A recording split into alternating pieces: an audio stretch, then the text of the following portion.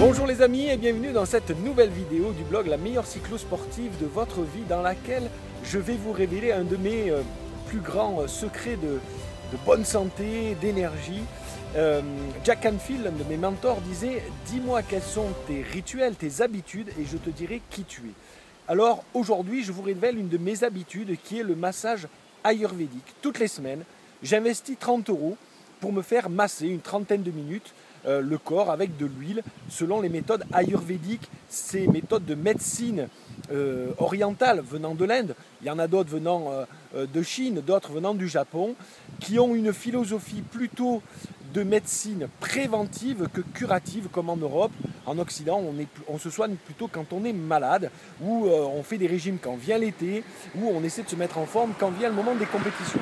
Et bien là, c'est un véritable rituel de forme et de santé que je vais vous présenter, qui va vous permettre bien sûr d'avoir tous les effets physiques qu'on connaît sur le fait de masser les muscles, de drainer tous les flux et les fluides corporels, qui vous permet d'éliminer et de détoxiner le corps, mais aussi un immense bienfait sur la psychologie, d'envoyer le message à son corps, je prends soin de toi. Alors, pour vous parler du message ayurvédique, j'ai fait appel à une experte, une pro, Isabelle. C'est elle qui me masse depuis plus de 6 ans, toutes les semaines, et elle va vous transmettre tout ce que vous devez savoir sur le massage ayurvédique. Bon, écoute, alors je te remercie vraiment de nous permettre d'échanger comme ça tous les deux sur le massage. Est-ce que tu peux te présenter en 2 mots ton parcours sur le massage? Bien sûr, donc je suis Isabelle. Cela fait 10 ans que je fais du massage ayurvédique et bien-être, mais avec vraiment cette orientation ayurvédique parce que déjà c'est un massage qui fait partie donc de la médecine ayurvédique, donc qui est reconnu par l'OMS, c'est ce qui m'a intéressée au départ. Et le massage fait pleinement partie d'un des traitements de cette médecine. Je tiens à préciser que je ne fais pas du tout, par contre, de médecine ayurvédique à côté de ça. Ayurvédique, c'est un peu hindou en fait. Ayurvédique, voilà, c'est hindou. Ouais. Si on décortique le mot Ayurveda ou ayurvédique, voilà, mais Ayurveda veut dire connaissance de la vie. Donc c'est une médecine qui est très très ancienne, qui vient des sages indiens qui ont passé des années à regarder, observer et définir. Donc qu'il y a réellement 5 éléments qui prédominent et qui interviennent dans tout. Ok. Voilà. Alors tu vas nous expliquer ça un petit peu tout à l'heure. Tout à fait. Donc pour commencer, quels sont les grands bénéfices du massage, de se faire masser régulièrement ou de temps en temps? Alors le massage ayurvédique, appelé massage Abhyangam, c'est un massage à l'huile qui est l'hiver chauffé pour être vraiment à température du corps. L'été, bien sûr, si elle ne le nécessite pas, non. Mais c'est vraiment, l'huile déjà a une fonction en elle-même. Donc elle va permettre de rentrer dans la peau et en 2 heures de ressortir chargée de toutes les toxines. Donc le massage ayurvédique va nous permettre de détoxiner le corps, de faire circuler la circulation sanguine, lymphatique, va nous permettre en même temps d'améliorer la qualité du tissu musculaire, de l'assouplir, va nous permettre en fait d'apaiser le mental et donc d'augmenter la concentration. On pourrait en dire vraiment, le massage ayurvédique a beaucoup de fonctions, puisqu'il régule la circulation d'énergie électromagnétique aussi dans le corps. Donc on agit aussi bien sur le plan des muscles, des tendons, des articulations qu'on va assouplir, etc. Donc c'est un entretien réel du corps. C'est un vrai souhait entre guillemets global du corps, même tu as parlé du mental, du stress, c'est important, donc la concentration. Et puis des organes, les muscles, les tendons, mais avec cette fonction détoxinante de par les mouvements et de par le rôle de l'huile. Tout à fait. C'est ça? Tout à fait. Alors est-ce que tu peux nous expliquer un petit peu plus en détail les spécificités, le mode de comment ça marche l'Ayurveda avec justement les différents éléments? L'Ayurveda est fondé sur les 5 éléments, comme je disais. Donc on part de l'élément le plus léger qui est l'éther, l'élément gazeux. Ensuite nous avons l'air, puis le feu, puis l'eau, puis la terre. En fait, en Ayurveda, ils associent toujours 2 éléments pour créer une constitution qu'on appelle dosha. Donc l'air plus l'éther donne vata, qui est symbole de mouvement. Le feu plus l'eau donne Pitta, qui est symbole de transformation. Et la terre plus l'eau associée donne Kapha, qui là est symbole de stabilité. Donc ces doshas, on les retrouve aussi bien au niveau de la nature, mais dans chacun de nous, on a tous un dosha prédominant. Donc le massage ayurvédique, suite à un petit questionnaire, va être adapté à la constitution de la personne, à son besoin du moment, de la saison, puisque la saison va augmenter certains éléments en nous.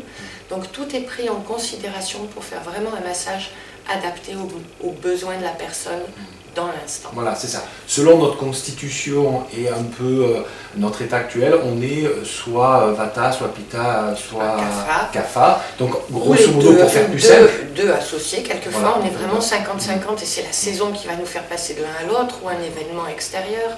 Donc toi, tu arrives à déterminer, grâce à ce questionnaire au départ, puis après aussi à la connaissance, quel type de massage est mieux adapté en fonction dans l'état où on est. Pour faire simple, hein, d'accord. Voilà, pour faire simple. On a 3 états qu'on peut associer, mais tu associes ça, parce que comme tu me le disais, et tu vas nous l'expliquer, mais selon mon état et selon donc la personnalité, eh ben, il y a des gens qui aiment des massages tout doux, tout calme, et d'autres rapides, et d'autres très appuyés. Donc ça, tu vas pouvoir adapter en fonction de ce typologie que tu définis. Voilà. C'est ça qui donne toute l'efficacité vraiment importante. Et la profondeur, je dirais, du massage ayurvédique, qui n'est pas du tout thérapeutique, comme presque tu disais, c'est un soin, mais c'est... Mais vraiment, c'est prendre soin de soi, c'est prendre soin de soi. Voilà. Et c'est entretenir vraiment justement notre corps au mieux, pour qu'il fonctionne au mieux. Chez nous, c'est dommage, c'est une mode, mais dans tous les pays comme l'Inde et l'Asie, le massage fait partie pleinement de la vie, du quotidien de chaque famille. Et tout le monde se masse, donc le corps est entretenu. Chez nous, c'est heureusement que les sportifs se font masser, parce que sinon, ils ne pourraient pas continuer. Mais je veux dire, chaque personne devrait pouvoir penser à se faire masser un petit peu de temps en temps pour faire circuler tout ça à l'intérieur. Voilà. Ben, moi, tu connais ma recette et tout à fait. Je la dis maintenant, mais je préfère investir dans les massages chaque semaine. Donc chaque semaine, je me fais masser chez toi. J'investis moins que certains dans les cigarettes, peut-être les sorties, ou dans les médicaments aussi, parce qu'après c'est un cercle vicieux. Quand on n'est pas en santé, ben, on commence à s'acheter régulièrement des médicaments juste de confort ou des médicaments de soins. Alors, certains sont pris en charge ou pas, mais quand on fait le calcul rapidement, moi j'ai fait ce calcul-là, que me faire soigner mon estime personnelle chez toi, eh ben, ça me faisait économiser beaucoup et je préférais l'investir là-dedans. Et donc le faire régulièrement, comme tu disais, je crois que c'est ça qui est important, c'est que le faire un petit peu régulièrement, je pense que c'est mieux que de se dire, bon, allez, de temps en temps, une fois à Noël, une fois à mon anniversaire, je me fais payer un massage. C'est bien, c'est toujours plus vrai, mais le faire régulièrement, ça doit devenir une hygiène de vie, comme on se brosse les dents. Régulièrement, on fait des passages chez l'ostéo, le gynéco, je ne sais pas quoi. Ben là, le dentiste aussi, là, ça doit devenir une habitude presque quotidienne. Voilà, c'est vraiment un entretien. Voilà. Alors, est-ce que tu nous donnes déjà ta petite recette? Qu'est-ce que tu... Je dirais que rien que s'automasser à l'huile, après s'il y a besoin, comme je disais, on pourra parler une autre fois des huiles essentielles, mais préparer un muscle et le réparer après, tout le monde sait que le massage est très très important, donc prendre l'habitude, même chez soi, voilà, de consciemment travailler le tissu musculaire pour justement qu'il ne souffre pas, qu'il soit élastique, qu'il soit... souple, voilà, ça évitera bien des choses. Oui, ça c'est déjà super. Alors, comment on fait si, pour nos lecteurs, comme on l'a dit, peut-être il faut le faire avec n'importe quelle huile, déjà, c'est pas grave du moment qu'on se masse. Tout à fait. Alors vaut mieux après, ça que... à savoir, si on fait partie des gens plutôt qui ont ce besoin incessant de mouvement, des gens secs, très toniques, qu'on va appeler Vata, il va falloir une huile réchauffante. Parce que ce sont des gens qui s'assèchent et qui se refroidissent très vite. Donc l'huile de sésame. L'huile de sésame. Voilà. Par contre, dans nos régions, il y a une huile qui est très bien pour les gens qui ont au contraire, qui sont des gens toniques, mais qui sont plus pitta, plus feu. Là, on enlève le feu, donc on va utiliser davantage la millepertuis. D'accord, l'huile de millepertuis. Voilà, qui est anti-inflammatoire et elle apaise le feu. Mais attention, elle est photosensibilisante. Donc jamais les Avant 4 d'aller au heures soleil. avant d'aller voilà, en Plutôt en extérieur. récupération après. En récupération après, voilà, super. Si on se fait un massage tous les soirs, voilà, avant de se coucher, mais elle est vraiment bénéfique. Elle arrive même à regonfler presque un peu les disques intervertébraux quand on le fait très régulièrement pour éviter les tassements, les choses comme ça. Donc elle agit très loin. Ouais, super. Voilà. Et alors la dernière catégorie, les CAFA, c'est ça? Les CAFA, il faut une huile au contraire légère, pépins de raisin, quelque chose. Ils ont une peau qui est plutôt grasse. Mais il y a peu de CAFA dans le milieu sportif. D'accord. Est-ce que c'est des gens cool? C'est des gens qui ont très vite tendance à prendre de l'embonpoint, qui aiment tout ce qui est lent, qui n'aiment pas se presser. Donc il n'y a pas les challenges, tout ça. Donc, mais bon, voilà. ça sera pour nos compagnes. Tout à fait, voilà. Alors, et quel type de massage? Alors, comme on l'a fait là, il vaut mieux masser comment? Quand je suis pita, par exemple? Quelqu'un qui est pita, c'est quelqu'un qui s'enflamme, qui est feu. Donc, on va faire, même s'il a besoin d'un massage profond, il faut faire un massage très profond, mais lent. Il a vraiment besoin, il ne faut pas attiser le feu qui est à l'intérieur, on apaise. Donc toujours, même si on rentre vraiment dans le muscle, on fait des mouvements lents et on n'échauffe surtout pas la peau. Sinon, il va finir agacé. Voilà, on peut appuyer, mais on va doucement. On peut appuyer, parce que voilà, quand il y a besoin, un muscle qui a besoin, si on ne lui rentre pas un peu dedans, Pita va s'ennuyer et se demander ce qu'il fout là. Donc si je me masse, je sais qu'il faut que je me masse lentement, voilà, mais je peux appuyer. Il faut chercher vraiment en profondeur.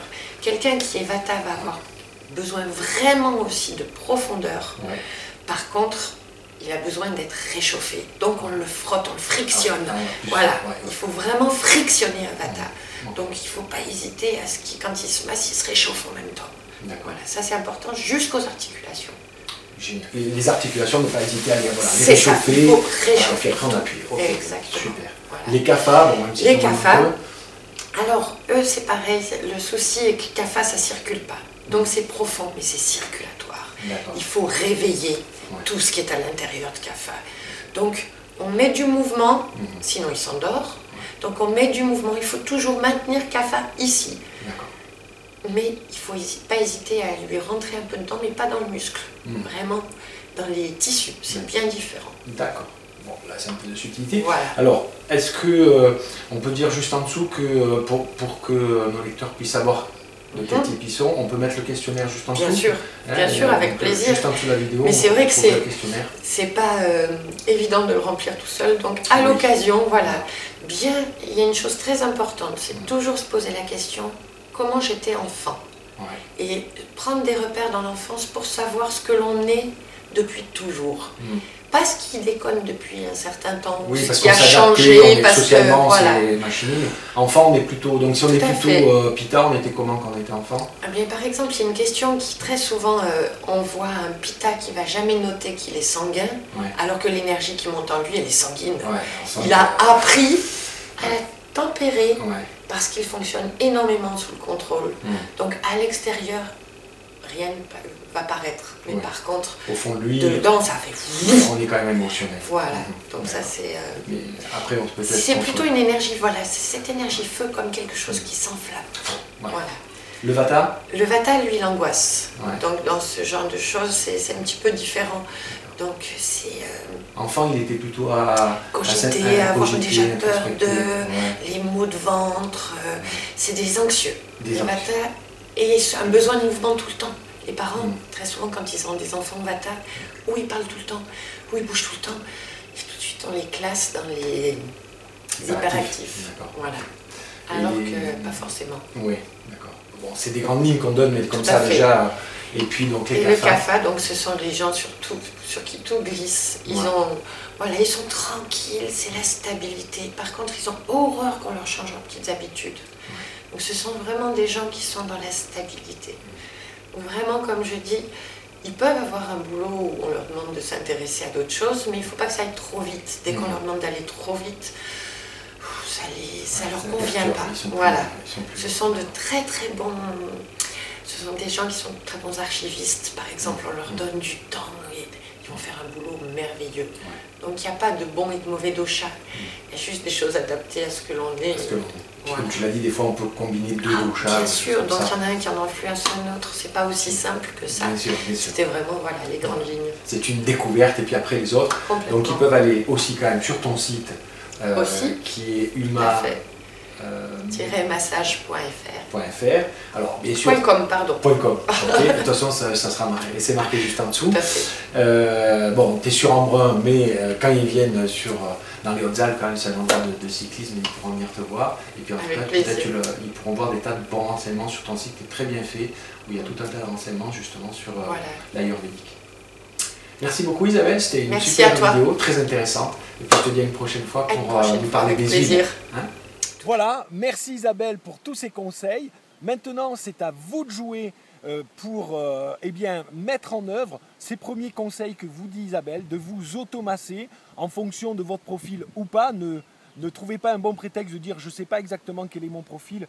Donc vous prenez une huile, vous vous automassez les jambes, les lombaires, c'est vraiment le cou, c'est les endroits douloureux du cycliste. D'autres endroits, faites circuler.